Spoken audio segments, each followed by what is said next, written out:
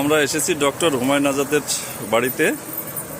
এখানে এসে পেয়ে গেছি ওনার সাথে বড় হওয়া ওনারই চাচাতো ভাই। হ্যাঁ, কি নাম আপনার? আমার নাম আব্দুর রহিম। পুরো নামটা? আব্দুর রহিম আকন। আচ্ছা, আমরা আকন। আর ওনার নাম কি ছিল? ওনার নাম ডক্টর হুমায়ুন আজাদ, উনিও আকন। উনিও আকন। যে ওনার আব্বার নাম ছিল রাশেদ আকন, আমার আব্বার নাম ছিল কারি আবুল হাশেম আকন। আচ্ছা আচ্ছা, ওনার সাথে তো আপনি পড়ালেখা করেছেন না? ওনার হ্যাঁ, কিছু একসঙ্গে কথাবার্তা লেখাপড়া বলেন দেখি একটু। একসঙ্গে লেখাপড়া করছিলাম। উনি তো আমাদের সঙ্গে সবসময় বলতো, ভাই লেখাপড়া কর, লেখাপড়া না করলে কিচ্ছু হইতে পারবি না।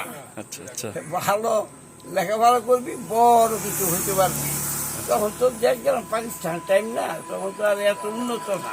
জি হ্যাঁ, তখন এই স্কুলে যাইতো কাদা পানি, বর্ষার সময় নৌকা, হ্যাঁ এই সময় ওইভাবে চলাফেরা করতাম। তার নৌকাটাই ছিল আলাদা, সে কারোর সঙ্গে মিশত না।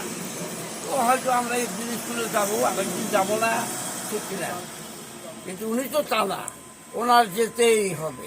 আচ্ছা উনি যাবে, ঝড় তুফান বৃষ্টি আচ্ছা আচ্ছা কোনো বাধা নাই, উনি যাবে। আমরা যদি বৃষ্টি নামলো, আমরা সবাই বৃষ্টি নামলো, স্কুল নামলাম, বৃষ্টি নামছে এরকম বলি। ওনার কাছে তা নাই, স্কুলে যেতে হবে। ঝড় তুফানেও উনি স্কুল হ্যাঁ, করেছেন? হ্যাঁ, ওনার নৌকাটাই ছিল আলাদা, ওই আলাদা হবে।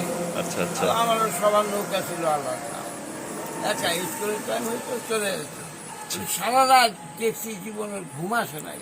আচ্ছা আচ্ছা আমার আম্মা, কাকি আম্মা ওনার জন্য ভাত বেড়ে টেবিলের উপরে রাখতো।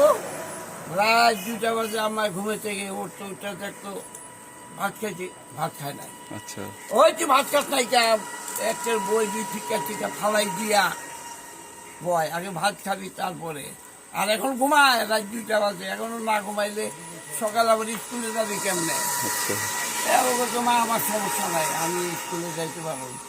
হয়তো ভাত খেয়ে এলো, বই তুই ফিকা ফেলাই দিত, আবার টোকায় টাকায় আনি না। এইভাবেই হুমায়ুন আজাদ, আজকে ডক্টর হুমায়ুন আজাদ। ওইভাবেই ডক্টর হুমায়ুন আজাদ হয়েছে। আচ্ছা। এই আমাদের কারোর সঙ্গে মিশেও নাই তেমন একটা। আচ্ছা আচ্ছা, আর আপনি আছে না মিশা গল্প, আপনি কি করেছেন? খেলাধুলা। আপনি কি করেছেন পরে? পরে আমি চলে গেলাম ঠাকুরগাঁও, সেখানে কাকার সঙ্গে ব্যবসায় চলে গেলাম। সে তো লেখাপড়ায় থেকে গেল, এইখানে মেট্রিক আমার মামারে কি করতে first class first division pass করলো ডক্টর হুমায়ুন আজাদ। আর তার কথা বলে শেষ হবে না, কারণ উনি আচ্ছা হুমায়ুন আজাদ হুমায়ুন আজাদ। আর হবে না। আপনি আজও সেই ব্যবসা নিয়েই আছেন? এখন এই দোকানটা আপনি করেন?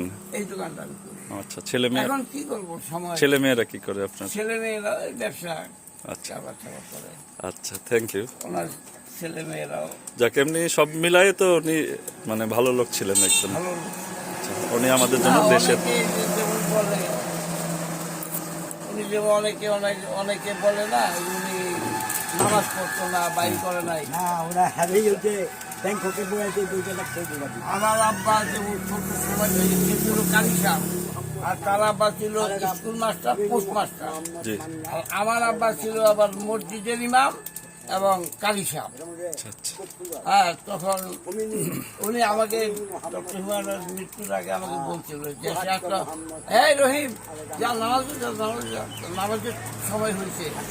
তাহলে এই লোকটা কিভাবে মানে নামাজ বিরোধী হতে পারে? হ্যাঁ, কেন? এইসব কথা যারা বলেছে এটা মানুষ আসলে নিজে পড়ে নাই। হ্যাঁ। আচ্ছা বাবা, আরেকটা তুমি পড়ো নামাজ? পড়ে না। পড়ে আমার ছেলে পড়ে না, আমার ভাই পড়ে না। জি উনিও ধরো ওই ধরনের। জি, মানে মাঝে মধ্যে বলতো, আমরাও যেমন মাঝে মধ্যে নামাজ পড়ি, 5 ওয়াক্ত পড়ি না, এইরকম আছে। জি জি জি জি যে উনি হয়তো পড়ে নাই, জি, ব্যস্ততায় আমাকে এটাই- আমাকে এটাই- বলছে, রহিম নামাজে যা। এটাই কিছু লোক আর কি তার বিরুদ্ধে অপপ্রচার চালিয়েছিল। জি তো পড়ে না তো অনেকেই, জি, ওনার জি, যারা জি, এইসব বলে জি। তাদের মধ্যে অনেকে পড়ে না। জি জি হয়তো তার ভাই পড়ে না, হ্যাঁ অনেকেই পড়ে না, তাই জি, না? Thank you. আপনার এই বক্তব্যটা আমি কিন্তু ফেসবুকে পোস্ট করে দিব। ভালো থাকবেন, ইনশাআল্লাহ। আপনারা দোয়া ভালো রাখবেন। জি, আসসালামু আলাইকুম। ওয়ালাইকুম। আমরা এসেছি বাতিজা আপনারাও ভালো। পিএম পাইলটের টিচার জিঞ্জিরা, আর হচ্ছেন আরেকজন টিচার আছেন, উনিও পিএম পাইলটের। আমরা দুইজন সহ আমি আনিসুর রহমান, আমরা তিনজন এসেছিলাম হুমায়ুন আজাদের বাড়িতে। এখানে এসে ওনার চাস্তো ভাইয়ের বক্তব্য শুনলাম এতক্ষণ। সবাই ভালো থাকবেন।